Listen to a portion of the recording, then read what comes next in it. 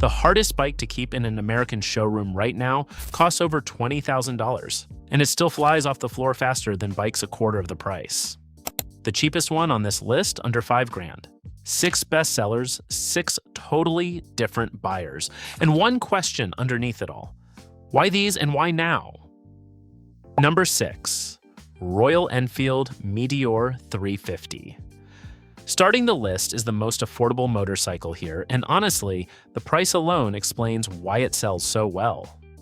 The Royal Enfield Meteor 350 starts at just $4,900. That's a brand new cruiser, backed by a full factory warranty, for less than many people spend on a used motorcycle.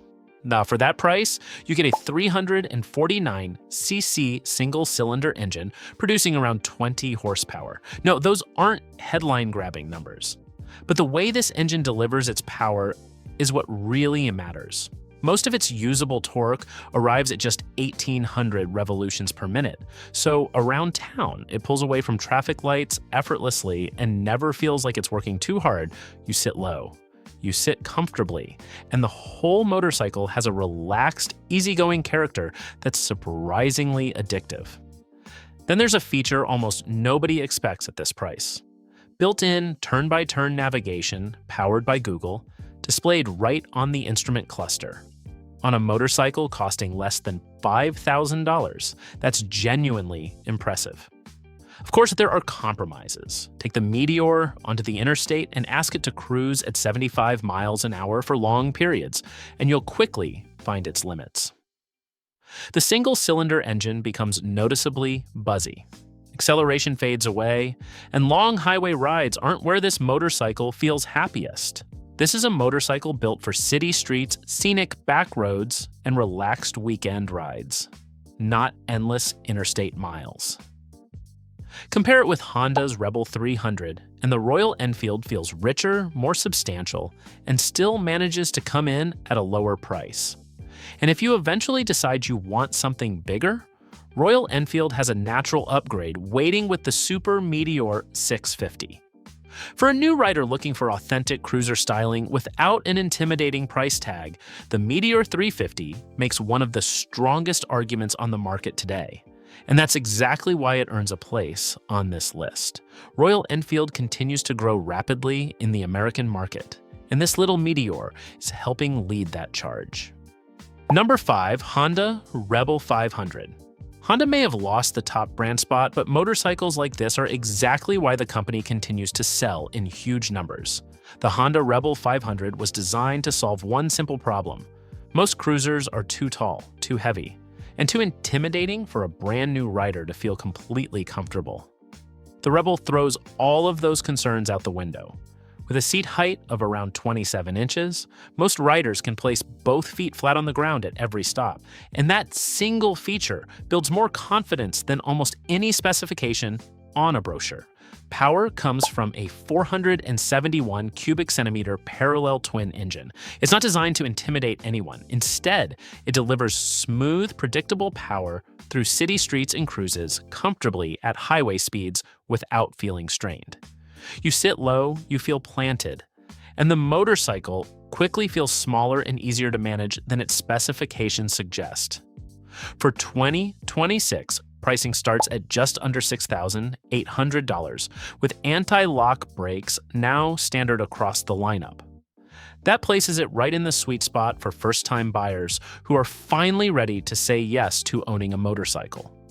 Of course, there are a few compromises. The factory seat starts to lose its comfort after a couple of hours, and the relatively small fuel tank means you'll be stopping more often on longer rides. This is a motorcycle built for everyday riding and weekend adventures, not cross-country touring.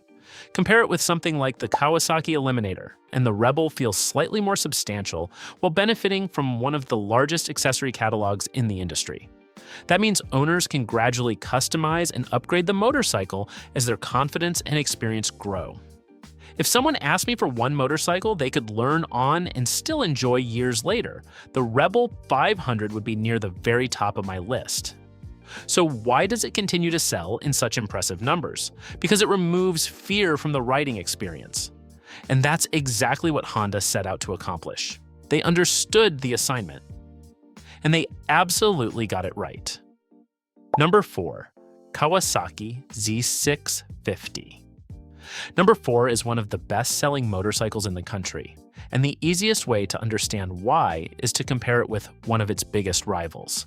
The Yamaha MT-07, the Kawasaki Z650 delivers much of the same naked bike excitement for noticeably less money.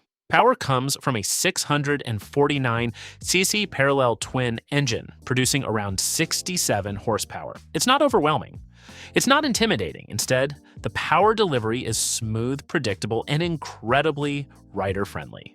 It's the kind of motorcycle that builds confidence in traffic instead of demanding constant attention.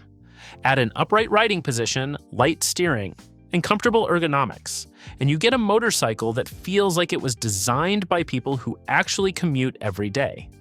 The Z650 typically starts at around $7,750. And that strong value proposition is a major reason it continues to appear near the top of the sales charts year after year. Of course, the lower price does come with one noticeable compromise: the suspension. On rough pavement, the rear shock can feel busy and less refined than the more expensive motorcycles on this list.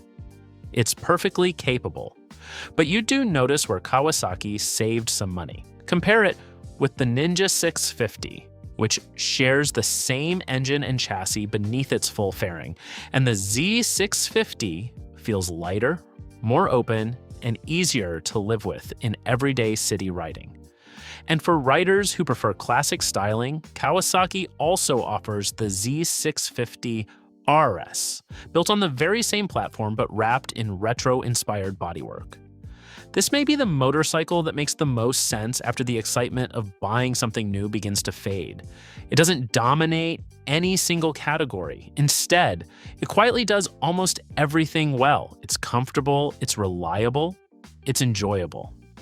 And perhaps most importantly, it delivers all of that without asking you to spend a fortune. That's exactly why it earns its place on this list. Number 3. Yamaha MT-07. The specification that matters most at number 3 is just 2 letters and a number, CP2. Yamaha's 689 cubic centimeters crossplane twin is the engine that turned the MT-07 into a legend among riders who care about how a motorcycle actually feels. Its strongest torque arrives low in the rev range. In plain English, that means the motorcycle surges forward the moment you open the throttle. No waiting, no frantic downshifts, just immediate, effortless drive. At around 403 pounds, the MT-07 changes direction with incredible ease.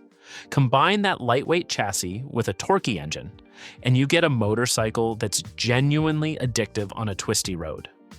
For 2026, Yamaha made some meaningful upgrades. The MT-07 now comes with inverted front forks, radial brake calipers, and lighter wheels. And even with those improvements, pricing still starts at around $8,600. Of course, there are still a few compromises. The previous model was often criticized for its soft suspension. The new forks improve that significantly, but the seat remains firm, and wind protection is practically non-existent. Long highway rides will remind you that this motorcycle was designed with back roads in mind. Compare it with the Kawasaki Z650 we just looked at, and the differences become clear. The Yamaha is sharper, more playful, and more eager to attack corners. The Kawasaki is the calmer, more relaxed everyday commuter. Put it beside Suzuki's SV650, and the MT-07 feels more modern while delivering stronger low-end punch. If I had to choose one motorcycle on this list purely for a Sunday morning ride through a winding road, this would probably be it. The MT-07 succeeds because it delivers one thing almost every rider secretly wants: maximum fun for every dollar spent. And it combines that excitement with Yamaha's well-earned reputation for reliability. From this point forward, though, the motorcycles become more expensive, the comparisons become tougher, and the arguments become much more interesting. If you're enjoying honest motorcycle breakdowns like this, without sponsor hype or marketing fluff, don't forget to subscribe. There's plenty more on the way. Number 2. Harley-Davidson Sportster S. Picture a lifelong Harley rider raised on laid-back air-cooled V-twins, throwing a leg over the Sportster S for the very first time. He rolls on the throttle, expecting that familiar slow rumble. Instead, the motorcycle launches forward like a sport bike. That's the exact moment the old idea of what a Sportster should be quietly disappears.